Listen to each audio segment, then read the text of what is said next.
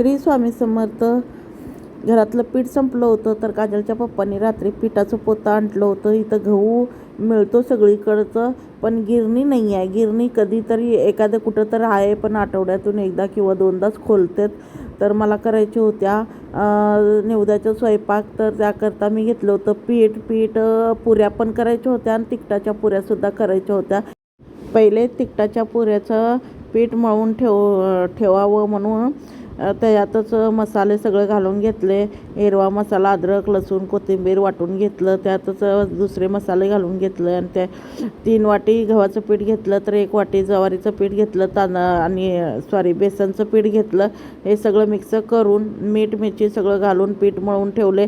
परत दुसरं पीठसुद्धा मला मळायचं होतं, कारण पुऱ्याचं पीठसुद्धा मळून घ्यायचं होतं. पूर्व सकाळी भाज्या सगळं चिरून ठेवल्या होत्या.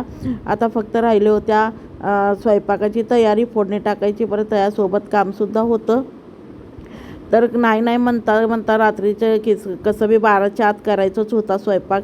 तर काजल बटाटे राहिले होते सोलायचे, तर काजल बटाटे सोलत बसली होती. काजलचा एक आधार खूप होतो आणि मी एकीकडे कढी आणि आंबील करून घेतले. नंतर मग आणि कसं आहे, तेलाच्या कामाला दोघं जण तर कंपल्सरी लागतात. एक तळणारं आणि एक करणारं, पुड्या लाटून देणारं तर पाहिजेच असतं. तर मी पुड्या लाटून दिल्या, पुऱ्या आणि तिखटाच्या पुऱ्यासुद्धा लाटून दिल्या. तर काजल तळत बसली होती. काजलचा मला खूप मोठा आधार आहे. ती माझी मुलगी नसून माझी दुसरी आईच आहे. ती प्रत्येक गोष्टीला माझ्याकडे लक्ष राहतं तिचं. ती कॉलेजला जाऊन पेपर देऊन येऊन मग माझ्या हाताखाली काम करू लागते. रोजचं तिचं कामच आहे की हाताखाली करणं, किंवा वेळ मिळाला तर काम करून घेते स्वतःच. आणि स्वतः सकाळीसुद्धा आहे ना, किती मला एखाद्या वेळेस कंबरानं पायानं उठू वाटलं नाही, तर ती स्वतः उठून आपलं तिचं स्वतःचं काय असेल ते काम करून, अजून दुसरं काही एखादं पूजा वगैरे काहीतरी एखादं काम करून स्वतः जाती तयार होऊन.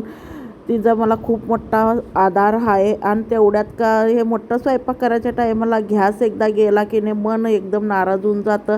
आणि मध्येच गॅस गेला स्वयंपाक करता, तर मी काढून दिलं. आणि ती उठा नको, सरकाते हुए लेके जा, पेट में दर्द देगा, खिंचते हुए लेकर आ, उठा के नको ला, उठाने की कोशिश नको कर. खाली टाकी आतमध्ये घेऊन गेली आणि भरलेली टाकी दुसरी आणून दिली.